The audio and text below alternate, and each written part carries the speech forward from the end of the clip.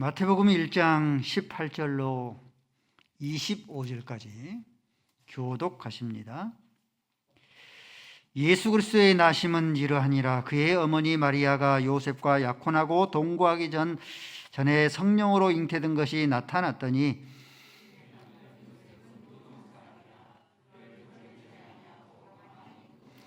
이 일을 생각할 때에 주의 사자가 현몽하여 이르되 다윗의 자손 요셉아, 네 아내 마리아 데려오기를 무서워하지 말라. 그에게 잉태된 자는 성령으로 된 것이니라.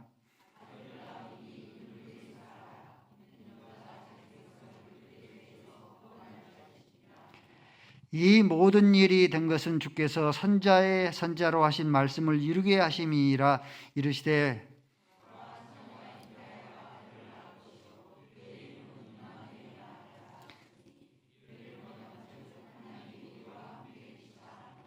요셉이 잠에서 깨어 일어나 주의 사자의 분부대로 행하여 그의 아내를 데려왔으나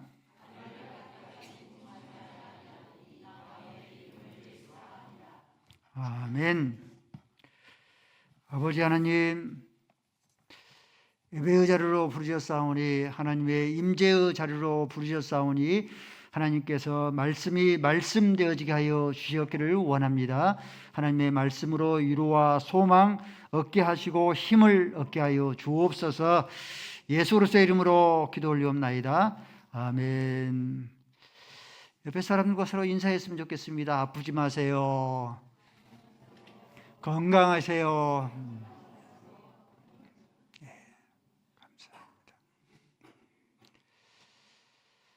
오늘 저희가 살필 말씀은 예수 그리스도의 아버지라 불리우는 요셉에 대해서 살펴보겠습니다. 예수님은 누구십니까? 예수님은 하나님이십니다. 하나님의 아들이십니다. 하나님의 아들이시다 하는 뜻은 하나님이다 하는 그런 뜻이 담겨져 있습니다. 생물학적인 의미의 아들이다 하는 의미가 아니고 하나님이시다 하는 의미입니다. 예수님은 구세주이십니다. 베드로의 신앙 고백과 같습니다. 마태복음 16장 16절 말씀에 베드로가 이렇게 신앙을 고백합니다. 주는 예수님은 그리스도요 구원자이시오, 인류를 구원할 구원자이시오, 하나님의 아들이십니다. 이러한 예수가 사람의 몸을 입고 이 땅에 태어나야 됩니다. 하나님이신 온 인류를 구원하실 구세주가 이 땅에 태어나야 되기 때문에 아무의 그 가정이나 태어날 수가 없고 아무 아버지나 어머니나 태어날 수 없습니다. 당대의 많은 가정 가운데서 가장 이 엄선된 가정, 엄선된 아버지에서, 엄선된 어머니에게서 태어나야 됩니다. 이로 지정된 자가 바로 요셉 아버지가 요셉이고 어머니는 마리아입니다. 오늘은 특별히 예수 그리스도의 아버지라 불리우실 이 요셉에 대해서, 요셉이 어떤 신앙의 인물인가, 요셉이 어떠한 댐데미의 어떤 인격의 소유자인가에 대해서 살펴보도록 하겠습니다. 먼저 요셉은 19절 말씀에 보니까 의로운 자라. 마리아가 잉태함을 알고 드러내지 아니하고 가만히 끊고자 하였다 했습니다. 요셉은 의로운 자였습니다. 요셉의 아버지로, 마리아의 이 예수님의 아버지로 불리우실 이 요셉은 의로운 자였습니다. 모세의 율법에 의하면은 약혼을 했는데 여자가 결혼하기 전에 임신을 하면은 무엇이 의고 무엇이 정의이고 무엇이 의로운 자이겠습니까? 모세의 율법에 의하면은 결혼하기도 전에 아내 이제 약혼녀가 임신을 했으면은 돌로 쳐서 죽이는 것, 이것이 모세의 율법에 의한 이것이 의고 이것이 정의이고 이것이 의로운 자입니다. 신명기 22장의 말씀에 보면은 이런 말씀이 있어요. 남자가 결혼하여서 아내를 데려왔는데 그 아내가 처녀 때 깨끗한 여자였는가 순결한 여자였는가 알기 위해서 조사를 합니다. 조사를 해서 처녀의 표를 발견되면은, 처녀의 표가 있죠. 처녀의 표를 발견되면은 이 남자가 아내를 누명 씌울 그런 작정으로 조사하는 것으로 이렇게 작정되어서, 그렇게 간주되어서 그 여자의 아버지에게, 그 여자의 아버지, 그러니까 장인이죠. 장인에게 은 100세겔을 이렇게 주도록, 그렇게 벌금으로 주도록 되어져 있습니다. 이 말씀이 신명기 22장 19절 말씀입니다. 읽어볼까요? 시작.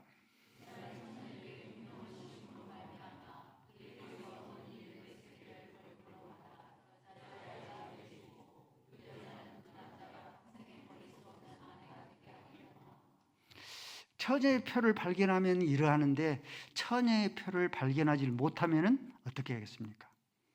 모세의 율법에는 이를 죽여라. 죽이는 것이, 이것이 율법의, 모세의 율법에 담당된 이것이 의이고 정의이고 이것이 의로운 자다라고 그렇게 말씀합니다. 이 말씀이 신명기 22장 21절 말씀을 읽습니다. 시작.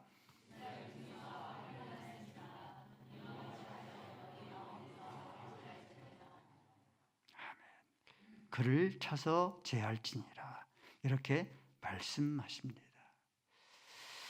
이 요셉은 의로운 자잖아요. 근데 모세의 율법에 의거한 그런 의로운 자이었으면은 약혼한 마리아가 결혼 전에 임신을 하였으므로 이를 숨기지 아니하고 만 백성들의 천하에 통로하도록 해서 백성들로 하여금 돌에 맞아 죽게 하는 것, 신명기 22장 21절의 그런 말씀에 따라서 죽게 하는 것이 당연합니다. 마땅하죠. 다윗이 우리아의 아내 밧세바를 범하였습니다. 이를 숨기기 위해서 충성스러운 그런 부하인 이 우리아를 최전선에 그렇게 홀로 남겨두기 위해서 죽임을 당하게 했습니다. 나단 선지자는 의로운 자잖아요.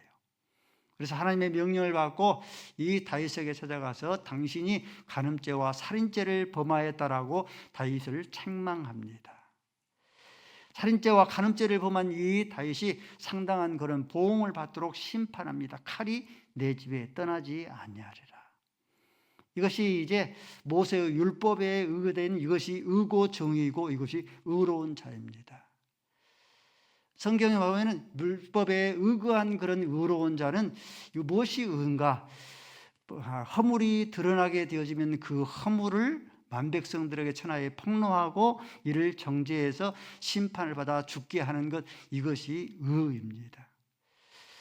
이 요셉은 의로운 자인데, 모세의 율법에 의거한 의로운 자이었으면은, 그렇으면은 이 약혼한 요셉이 아이를 가졌기 때문에 온 천하의 만민 가운데서 이것을 폭로하여서 정죄해서 돌을 막아 죽게 하는 것, 이것이 율법에 의거한 그런 이 요셉의 의로운 자이어야 합니다. 그러면은 만약에 이렇게 했다고 하면은 이 요셉의 이 마리아 가운데 품어 있는 마리아도 죽음을 당할 뿐만 아니라 마리아의 뱃속에 있는 누구도, 예수 그리스도도 죽임을 당했을 거예요. 그러면은 예수 그리스도가 이 땅에 오지를 못했으면 저와 여러분들도 죄 사함을 받지를 못했을 거예요. 예수 그리스도는 의로운 자인데 뿐만 아니라 이 요셉은 의로운 자인데 이 모세의 율법에 명시되어 있는 의거한 그런 의로운 자가 아니라 예수님을 닮은 의로운 자였습니다. 예수님을 닮은 의로운 자는 어떤 자가 의로운 자인가? 예수님은 의로운 자이시잖아요. 의로운 자로서 저와 여러분의 허물을 자신에게 전가를 시키고 그 허물을 위해서 십자가에 죽으신 의로운 자입니다.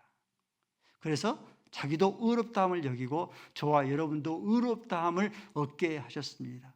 예수님도 살고 우리도 살리고 모두 살리는 그런 의를 지녔습니다. 요한복음 6장 말씀에 보니까 이 현장에서 간음하다 잡힌 여인을 들어가서 돌멩이를 치러 죽이려 합니다. 대부분의 사람들이 지니고 있는 율법에 의거한 그런 의입니다. 누구의 모습입니까? 바로 김명수 목사의 그런 모습이고 저와 여러분의 그런 모습입니다. 오직 한 분, 예수로서만이 그러하지를 않습니다. 성난 이 군중들을 향하여서 요한복음 8장 7절 말씀 가운데서 성난 군중들을 향하여서 너희 가운데 죄 없는 자가 저 여인을 치라. 또 요한복음 8장 11절 말씀에 나도 가늠한 현장에서 가늠하다 잡힌 여인을 향해서 나도 너를 정죄하지 아니하노니 다시는 죄를 범하지 말라 말씀하십니다.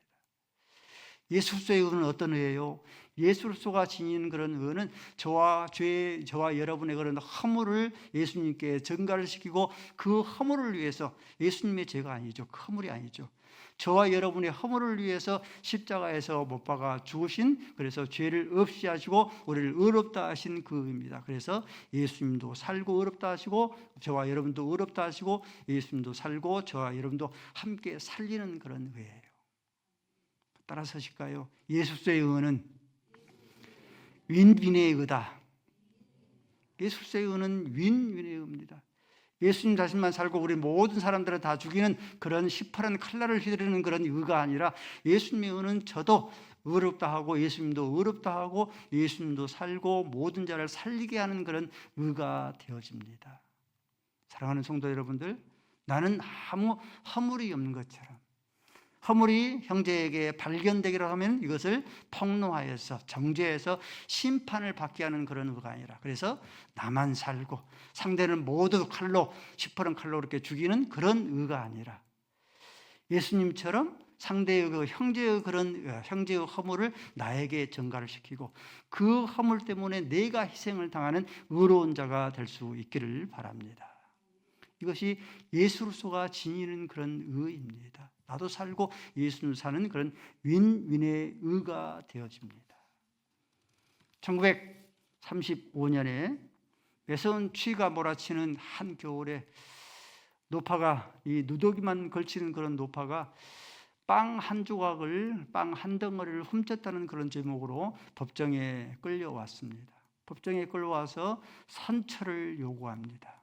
빵 한 조각을 훔친 그런 이유는 사위라는 자는 도망을 칠 수 없고 딸은 아파서 누워있고 이 손녀들은 굶주리고 있어서 빵 한 조각을 훔쳐서 먹이게 했다라고 해서 선처를 요구합니다. 판사도 그 사정을 듣고 나서 이 고소를 취하해 줄 것을 요구를 했지만 빵 주인은 고소를 취하지 아니하고 법대로 처리해 줄 것을 요구를 합니다. 판사는 어쩔 수 없이 이렇게 판결을 합니다.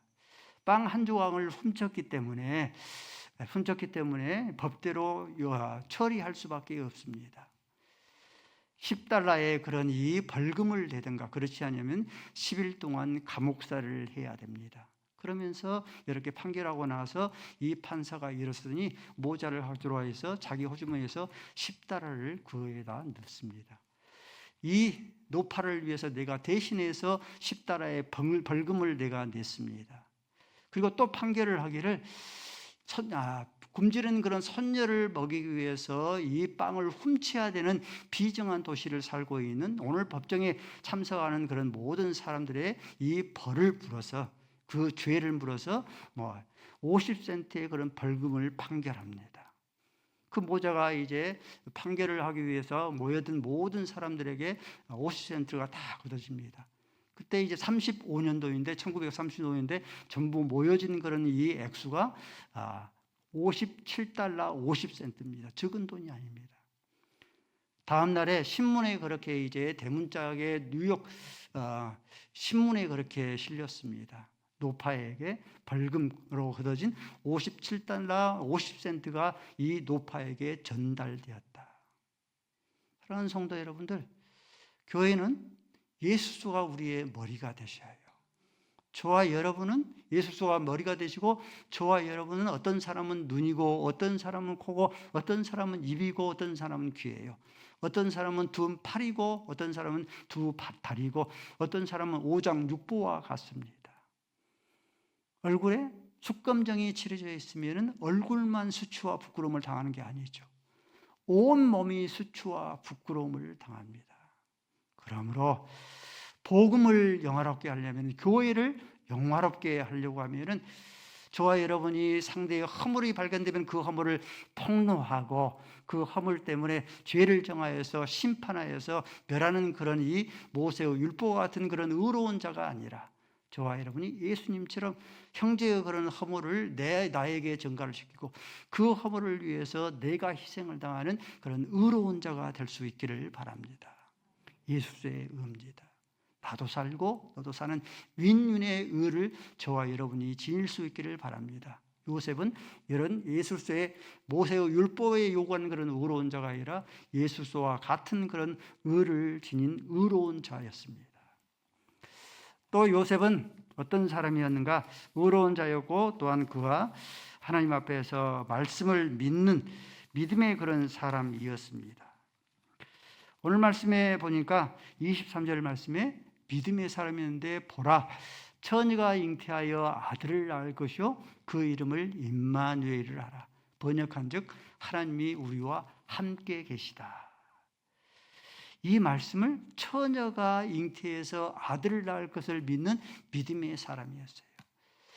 오늘 마태복음 1장 23절의 그런 말씀은 이사야서 7장 13절의 그런 말씀을 인용한 그런 말씀입니다. 이사야서 7장 14절 말씀이니까 그러므로 친히 징조를 너희에게 주실 것이라. 보라 처녀가 잉태하여 아들을 낳을 것이요 그 이름을 임마누엘이라 하리라. 이 말씀이 당시에 기록된 쓰여진 그런 배경을 잠시 살펴보면은 남왕국은 아하스 왕이 통치하고 다스리고 있었습니다. 북이스라엘은 베가 왕이 다스리고 있었어요. 근데 이스라엘의 북이스라엘 왕 베가 왕이 아람 왕인 이 르신 왕과 연합군을 이루어서 남유다를 쳐들어옵니다. 지금으로 비유를 하면은 북한만 핵무기를 가지고 있는 북한만 쳐들어와도 두려울 건데, 그러죠? 근데 중국과 연합군을 이루어서 남한을 쳐들어온 것 같습니다. 얼마나 두려웠겠어요. 성경에 보니까 백성과 이 왕의 마음이 마치 숲이 바람에 흔들린 것처럼 두려워하고 심히 떨었다 했습니다. 심히 두려워할 때에 하나님께서 이사야 선지자를 통하여서 두려워하지 말라. 아무리 연합군을 이루어서 쳐들어온다 할지라도 내가 이 전쟁에서 승리해 주겠다라고 이렇게 말씀하셔요. 근데 두려움을 떨치지를 못합니다. 이번에는 징조를 구하라. 전쟁에서 승리할 수 있는 징조를 구하라. 요수아처럼 해가 중천에서 머무는 그런 징조이든지 아니면 히스기 왕처럼 해가 뒤로 10도로 물러가는 그런 징조를 구하든지 사람이 행할 수 없는 그런 징조를 구하라. 근데 이 아하스 왕이 징조조차 구하지 않습니다. 징조를 구하나 마나 이 전쟁은 하나님이라도 전쟁에서 승리할 수 없습니다라고 이렇게 확신하고 단정해 버립니다. 이때 하나님께서 이사야 선지자를 통하여서 주신 그 말씀이 이사야서 7장 14절 말씀이에요. 오라 처녀가 잉태하여 아들을 낳을 것이요 그 이름을 임마누엘이라 하라. 전쟁이 일어나려고 하는데 전쟁이 눈앞에 펼쳐져 있는데 보라 처녀가 잉태하여 아들을 낳을 것이요 그 이름을 임마누엘이라. 아무 상관이 없는 말씀처럼 보이잖아요. 그렇죠? 근데 여러분들 남자를 한 번도 가까이 하지 아니하는 그런 처녀가 동전녀가 이 아이를 낳을 수 있는 그런 확률은 0.01%죠. 그렇죠? 그런데도 불구하고 하나님께서는 무에서 유를 창조할 수 있는 전능하신 그런 하나님이시기 때문에 그런 하나님이시죠. 그러므로 장차 이 마리아 동정녀 마리아의 몸을 통해서 아들을 낳게 하시는 그런 전능하신 하나님이신데 0.01%의 그런 가능성도 없는 그런 생명을 내게 하시는 그런 구세주를 내게 하신 하나님이신데 이 남과 북이 연합군을 이루어서 아람 나라가 연합군을 이루어서 떼거지로 그렇게 쳐들어온들 이 전쟁에서 승리할 수 없겠느냐. 아하스 왕을 책망하면서 주시는 말씀이 보라 처녀가 잉태하여 아들을 낳을 것이요 그 이름을 임마누엘을 하라 하신 그런 말씀입니다. 우리 요셉은 하나님의 말씀을 믿는 믿음의 사람이었어요. 20절 말씀에 이 약혼한 마리아가 성령으로 말미암아 잉태된 것, 성령으로 말미암아 잉태된 것을 믿는 믿음의 사람이었습니다. 또 20절 말씀에 처녀가 잉태하여 아들을 낳을 확률이 0.01%도 없는데 하나님께서는 무에서 유를 창조하시는 전능하신 하나님이기 때문에 그 하나님을 믿고 20절 말씀이니까 무서워하지 않는 믿음의 사람이었습니다. 또 23절 말씀에 이 말씀은 이사야서 7장 14절 말씀에 예수님이 오기 전 700년 전에 예언된 그런 말씀입니다. 700년 전에 예언된 말씀이 약혼한 마리아의 몸을 통하여서 이 말씀이 성취될 것을 믿는 믿음의 사람이었습니다. 행복한 교회가 눈앞에 처절한 그런 영적인 싸움을 싸우고 있는데 승리할 확률이 0.0%도 없는 처절한 그런 싸움을 싸우고 있는 것 같습니까? 넘어져서 다시는 일어나지 못하는 그런 이 영적인 싸움을 싸우고 있는 것 같습니까? 우리 하나님은, 저와 여러분이 믿는 하나님은 어떤 하나님이에요? 우리 하나님께서는 0.01%의 가능성도 없는 처녀 동정녀의 그런 몸에서 구세주 예수를 나게 하시는 전능하신 하나님이십니다. 그러므로 저와 여러분이 사람을 보고 세상을 보면은 절망하고 실망하고 낙심할 수밖에 없습니다. 전능하신 하나님, 무에서 유를 창조하신 그 하나님을 바라보고 위로와 소망을 얻을 수 있기를 바랍니다. 시편 23편 3절 이하의 말씀을 4절 말씀까지 읽습니다. 시작.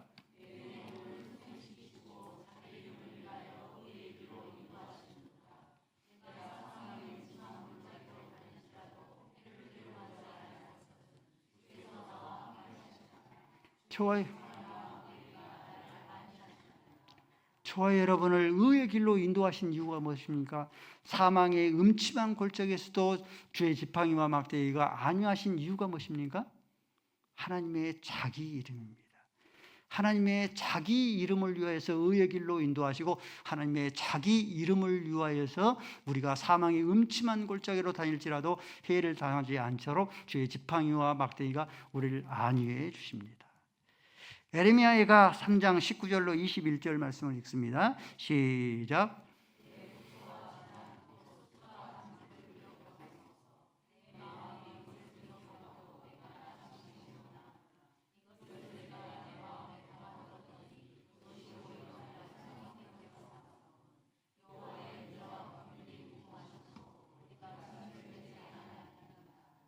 저와 여러분이 진멸되지 아니한 이유가 무엇입니까? 행복한 교회가 진멸되지 아니하신 이유가 무엇인가? 여호와의 자비와 긍휼이 무궁하신 하나님이십니다. 이것이 아침마다 새로우니 결단코 진멸하지 않도록 하나님께서 행하여 주실 줄로 믿습니다. 역대하 16장 9절을 읽습니다. 시작.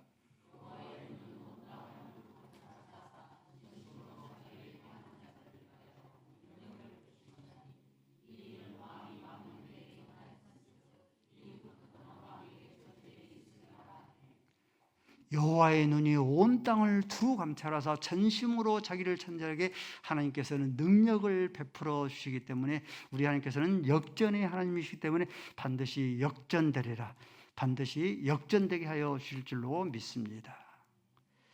말씀을 정리하겠습니다.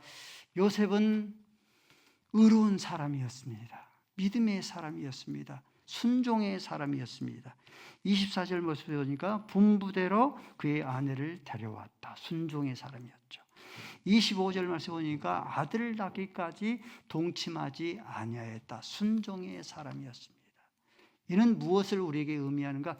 예수님께서 의로운 사람이었어요. 누가복음 23장 47절 말씀 보니까 예수님께서 십자가 위에서 운명하신 후에 운명하신 그 모습을 보고 백부장의 신앙의 고백이에요. 이는 정녕 하나님의 아들, 하나님의 의로운 의인이었도다라고 그렇게 고백합니다. 예수님은 믿음의 사람이었습니다.